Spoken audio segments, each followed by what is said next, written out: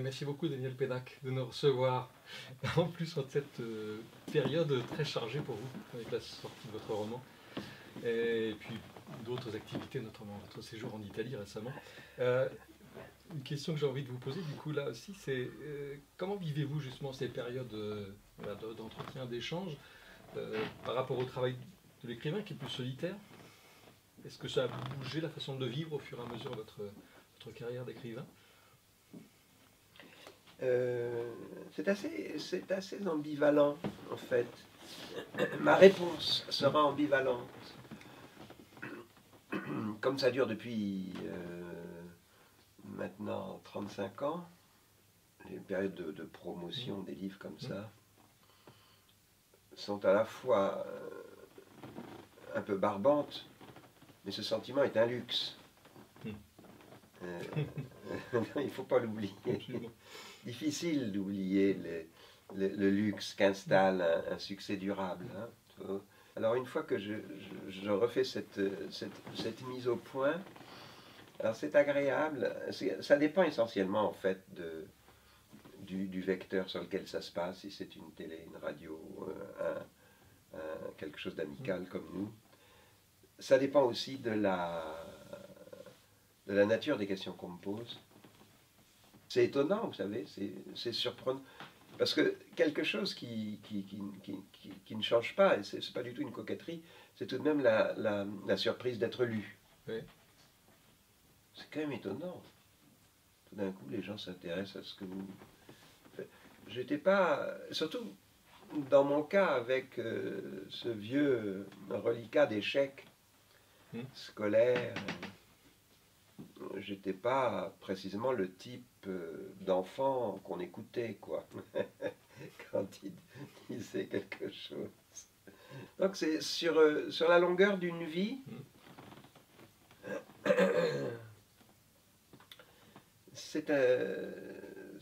le succès est un phénomène finalement assez intéressant à analyser. La part de hasard est énorme aussi. Mais ça c'est autre chose, c'est une autre question. Mais on est, comme vous le savez, la thématique de Victor dans la ville, c'est populaire, donc on est tout à fait dans le sujet, effectivement. Est-ce que vous vous considérez comme un romancier populaire, par exemple? Ah oui. Ouais. Oui. Et ça veut dire quoi pour vous, finalement, si on deviez Peut-être que j'ai envie d'être compris du plus grand nombre. Ouais. C'est-à-dire que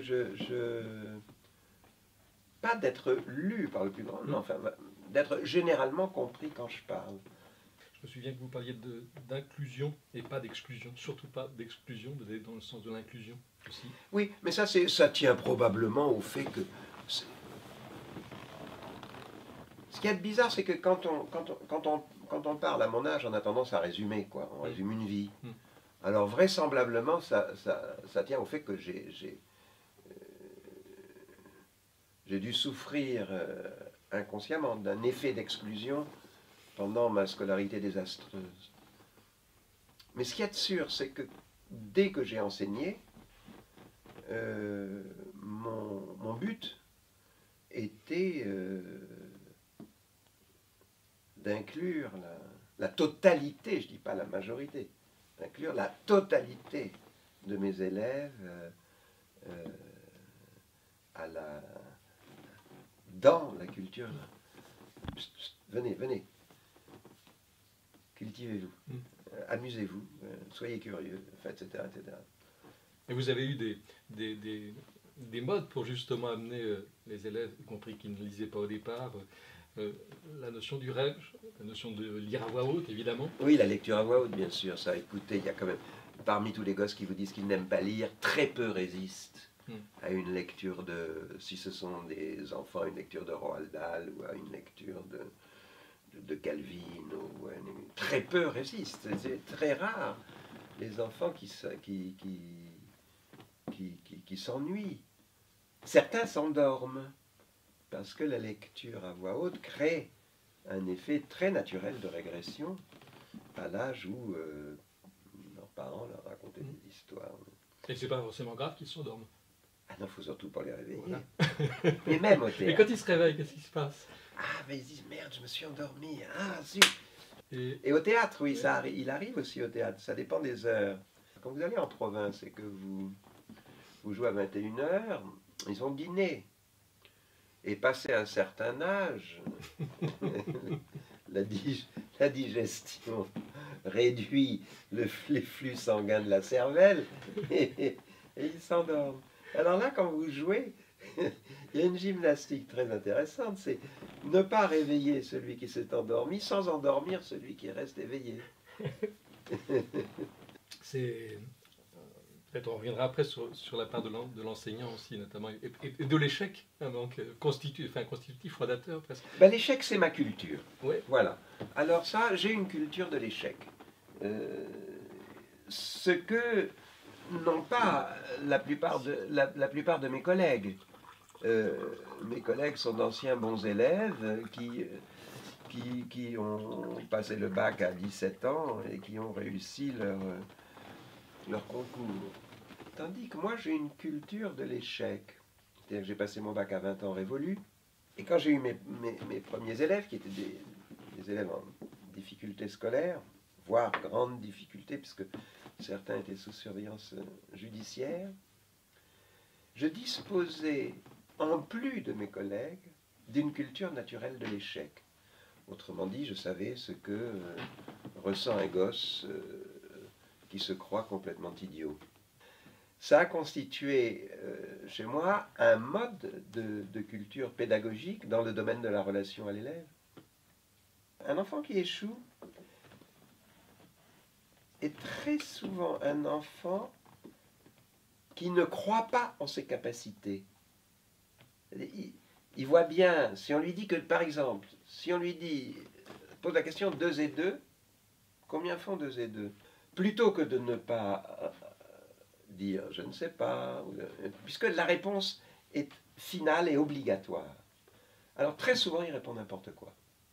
Et c'est vrai ça, que j'ai observé très très souvent, qu'un élève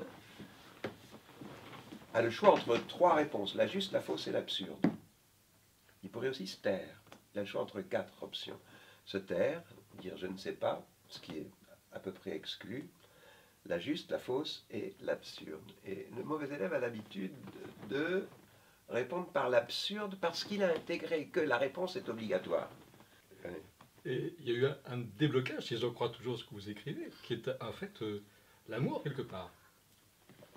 Oui, ça c'est en fin de parcours. Oui. Bon, en réalité, cette scolarité, il y a aussi des affaires de... Oh, il y avait des tas de raisons. Simplement, moi j'étais lent. À un moment donné, à 20 ans, c'est-à-dire en terminale pour moi, je suis tombé amoureux d'une fille qui était en Hippocagne. Là, il ne s'agissait plus de déconner, il fallait fournir quand même. Et, enfin, tout ça est inconscient. Mais je suppose que ça m'a réveillé, oui. Mais par rapport à l'amour, même si ce n'est pas le même type d'amour, vous évoquiez, c'est à la fin de chacun d'école, je crois, qu'il y a un mot qui est malvenu dans l'enseignement, qui est amour, justement. Oui, oui, parce que la pédagogie elle craint déontologiquement les effets du sentiment, elle a raison, d'un point de vue libidinal. Moi, j'ai tout de suite senti, la première fois que j'étais prof, j'avais 23 ans, j'avais des élèves qui en avaient 17 ou 18, parmi mes élèves. Et j'ai tout de suite senti, mais il y avait là quelque chose, que entrer dans une salle de prof où il y avait le vestiaire, etc., que entrer dans un bahut, c'était déposer son manteau et sa libido au vestiaire. Mais il y a une affection profonde il y a une affection pédagogique. Le professeur aime ses élèves. Il les aime intellectuellement, pédagogiquement. Il y a eu ce passage à un moment, vous avez lu après pour un public en tant que romancier, puis il y a eu ce passage où vraiment, à l'occasion de Merci, vous êtes passé oui. au théâtre, au jeu, où la brochure a disparu. Oui, alors ça c'est autre chose, ça c'est donc le théâtre. Et il arrive qu'on se sente, dans le moment même où on dit le texte, il arrive qu'on se sente, je ne sais pas, là c'est un sentiment très étrange, un demi-millimètre à côté. C'est comme si notre corps était un demi-millimètre à côté du lieu où il devrait entièrement se trouver, qui est le texte. Et vous sentez qu'en face, là, ça ne prend pas, ça ne marche pas. Eux aussi sont un demi-millimètre, demeurent étrangers à ce qui est dit. Et c'est très facile à mesurer. Très facile à mesurer. C'est l'atout. Oui. Les reniflements, les gens qui se mouchent, etc. L'incarnation du texte dans le public, c'est la fin de l'atout. Il commence par tousser, puis tout d'un coup, mais c'est même un phénomène extraordinaire. C'est-à-dire qu'il y a là une thérapeutique théâtrale qui marche. Bien qu'au début, vous avez 5 ou 6 tousseurs, comme moi maintenant, puisque j'ai une... Et puis ça s'arrête. Et là, c'est une victoire du texte, en l'occurrence d'Herman Melville. Mais la connexion est faite. La connexion est faite. Ça nous ramène aussi d'ailleurs ça nous amène vers d'autres collaborations que vous avez eues avant. Si je prends toujours notre thème populaire comme repère, avec un art populaire, la bande dessinée, on peut considérer comme un art assez populaire, donc avec Tardy, ou bien aussi avec un photographe populaire, avec Robert Doisneau. Ah oui. Oui, Robert est arrivé un jour chez moi avec une pile de photos, en me disant, tu crois qu'on va dîner ensemble? Pas du tout. Tu es tombé dans une embuscade, je veux que tu fasses un texte là-dessus.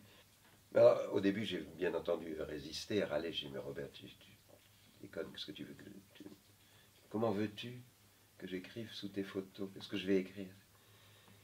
Et puis, il me dit, mais tu vas écrire ce que tu veux. Et on était à table, je me souviens très bien, pour le premier, ça avait été les grandes vacances. On était à table et il y avait là différents amis auxquels j'ai demandé... J'ai commencé par Robert, d'ailleurs, j'ai dit, mais toi, alors, bon d'accord, ok, raconte-moi tes dernières grandes vacances. Et j'ai commencé à écrire à partir de ses propos à lui. Et récemment, assez récemment, vous avez écrit aussi pour la CIMAN, un petit texte qui s'appelle Eux, par rapport à l'immigration. C'est nous. Oui. C'est nous, voilà. Oui, oui. Et donc, est-ce que vous avez le sentiment de bouger par rapport à voilà, ce rapport au monde, ce que vous avez envie de dire plus directement? Dans c'est nous, il y a du coup l'expression plus directe d'un positionnement par rapport à c'est nous, exprime surtout le lien que j'ai avec SOS Méditerranée. D'accord. C'est-à-dire qu'on ne laisse pas les gens se noyer, point barre. Ce n'est pas un acte militant de dire on ne laisse pas les gens se noyer. Ce que nous vivons en Europe en ce moment est un tel scandale humanitaire que, en me projetant dans l'avenir, je me dis, voyons, un historien des années 2085, quand il étudiera cette période, et qu'il constatera qu'on a laissé des dizaines de milliers de personnes se noyer dans notre piscine. Hein. C'est notre piscine. C'est une mer à laquelle nous avons accès régulièrement pour notre distraction, pour notre bien-être, et on y laisse noyer. Les gens au prétexte que si nous les accueillions, nous serions envahis par une marée humaine, préjugés parfaitement contredits par toutes les statistiques. J'aurais une dernière question plus légère.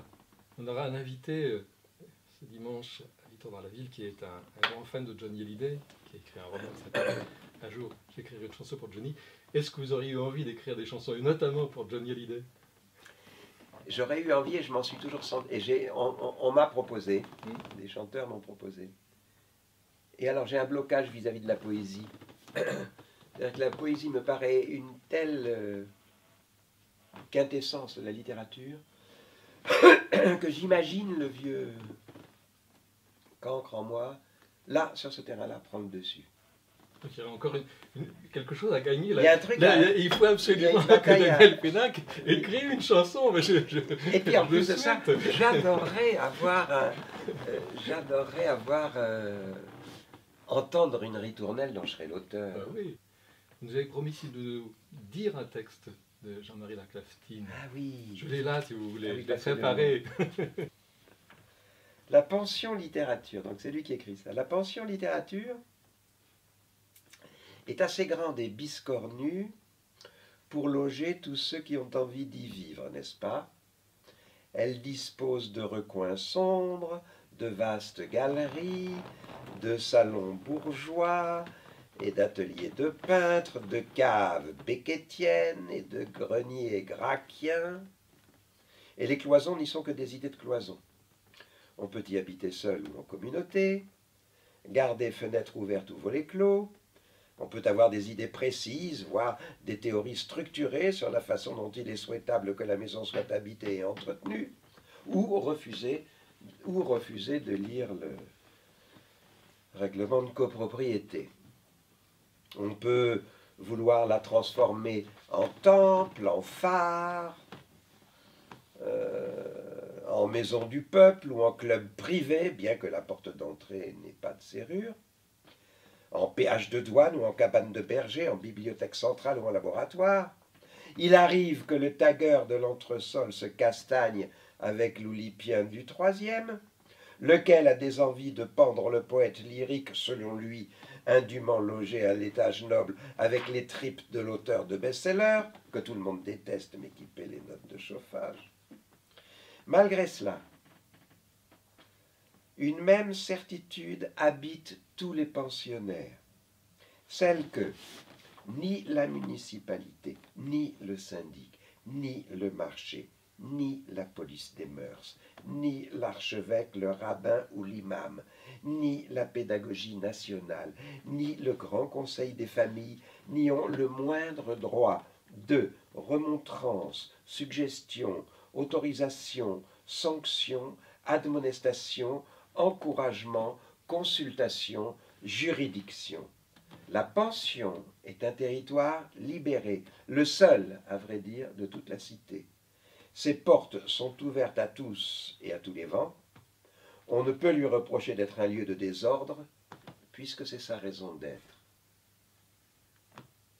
Merci beaucoup, Daniel.